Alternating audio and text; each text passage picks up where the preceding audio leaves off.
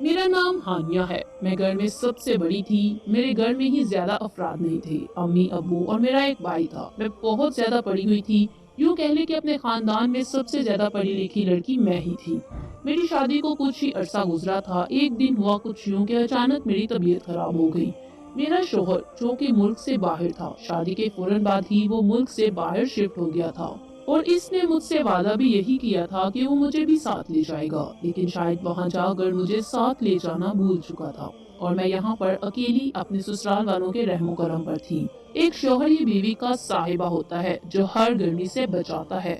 میں اپنے شوہر کو بہت یاد کرتی اور اسے اپنا وعدہ یاد دلاتی کہ آپ نے مجھ سے وعدہ کیا تھا کہ اس نے مجھے ساتھ لے کر جائیں گے، لیکن آپ تو وہاں جا کر مجھے لے جانا بھول ہی گئے ہیں۔ آپ نے شاید شادی کا وعدہ بھی مجھ سے اس لیے کیا تھا کہ آپ اور آتے ہی میرا ویزا اپلائی کر دیں گے۔ میرا شوہر بھی مجھے یہی کہتا ہوا، جلد ہی میں تمہیں بلاؤں گا، لیکن شاید اس نے نہیں بلوانا تھا اور وہ بھول چکا تھا مجھے بلانا۔ میں بہت ہی پریشان رہنے لگی تھی اور دن بہ دن میری طبیعت بھی ڈھلتی جا رہی تھی۔ میری طبیعت میں عجیب سا مزاج چیڑپن آنے لگا تھا۔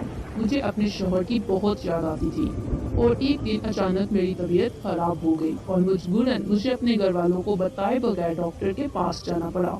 ہمارے محلے میں ایک لڑکا کاشف رہتا تھا، اس کا کلینک بازار میں تھا۔ کاشف کو میرے حالات کے بارے میں بہت پتا تھا کہ میرا شوہر ملک سے باہر ہے۔ میں کسی کو بتائے بغیر کاشف کے کلینک میں چلی گئی، اور کاشف مجھے دیکھ کر ہکا بکا رہ گیا۔ وہ مجھے بھی نہیں کہتا تھا کہ مجھے میرے نام سے ہی بلاتا تھا۔ جب میں کاشف کے پاس گئی تو کاشف کچھ مریضوں کو چیک کر رہا تھا اور مجھے دیکھتے ہی بولا، یہ تم یہاں کیسے؟ میں نے کہا، ہاتھ کاشف، میری کمر میں بہت شدید درد ہو رہا ہے۔ کاشف نے باقی مریضوں کو چھوڑ کر میرا چیک اپ کرنا شروع کر دیا اور کہا کہ تم بیڈ پر لیٹ جاؤ۔ مجھے بیڈ پر لٹا دیا اور میرا چیک اپ کرنا شروع ہو گیا۔ میرا چیک اپ کرنے کے بعد اس نے مجھ سے کچھ ادویات دی اور کہا کہ شام کو کھانے کے بعد یہ دوائی لے، پھر تمہیں آرام آ جائے گا۔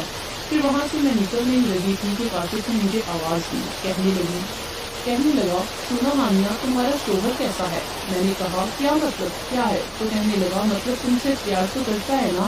میں نے کہا، تمہیں اس سے کیا مطلب کہ وہ مجھ سے پیار کرتا ہے یہ نہیں؟ تو کہنے لگا، شادی سے پہلے تو اس نے کہا تھا کہ وہ تمہیں بلا لے گا، لیکن ابھی تک اس نے تمہیں نہیں بلایا۔ تو کہنے لگا، میں تو تمہارا خیر خواہ ہوں اور ہمیشہ رہوں گا۔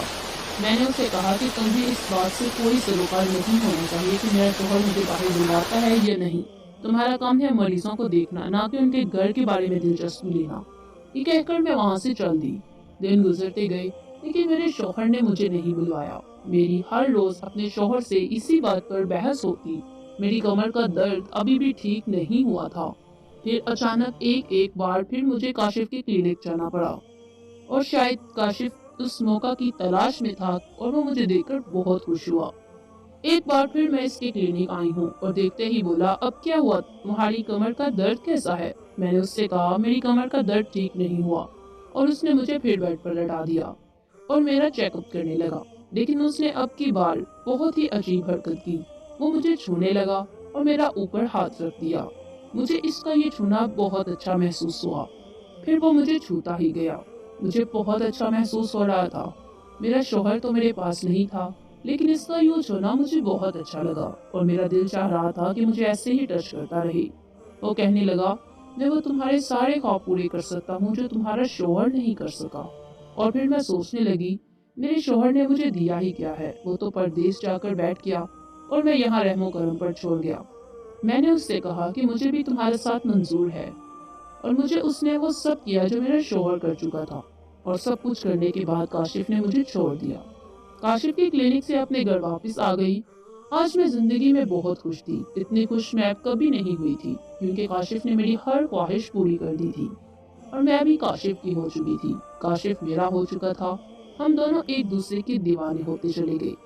چونکہ ہماری محبت ہی خوبصورت جذبہ کے تحت پروان چڑھی اور چڑھتی چلی گئی، پھر میں نے نہیں، کاشف کو اپنا ہم سفر قبول کر لیا اور ہم ہنسی خوشی زندگی گزارنے لگے۔